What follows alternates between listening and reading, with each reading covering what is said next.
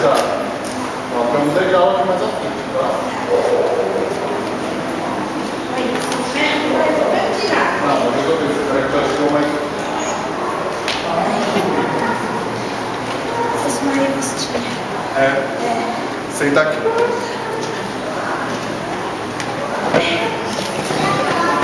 Pô, mas tá complicado, tá muito. Precisa tomar mais os remédios, viu?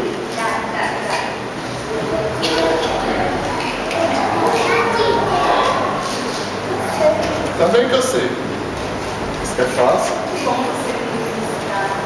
Não sei se você veio comigo ou se Ambos, minha amiga. Vocês estão igualmente entrelaçados. Vocês são igualmente preciosos para mim. você fala tão bonito como você é. Mas você não precisa me elogiar com belas palavras. Os idosos têm tanta necessidade de ser vistos como serem ouvidos. Verdade. Você tem se mantido muito ocupado aqui na casa de João? Sim, ele precisa da minha ajuda. Como homem nesse caso, ele precisa de uma mãe para ajudar. E um filho querido para ele. Ah, isso você tem muito. Depois que nos mudamos para Éfeso, eu não tenho visto muito mais os meus filhos. A minha saúde anda muito debilitada. Talvez eu veja Judas nas festas do próximo mês. Os meus filhos não estão viajando muito para trabalhos da igreja, eles viajam pelos outros países. Eu tenho que ficar preocupada, então seja um sonho da dentro dessa casa. Não, Jesus tinha razão quando me colocou aos cuidados de João. Mas agora faz muito mais sentido ver agora em retrospecto. Talvez fizesse muito mais sentido na época se tivéssemos prestado atenção aos profetas de Deus.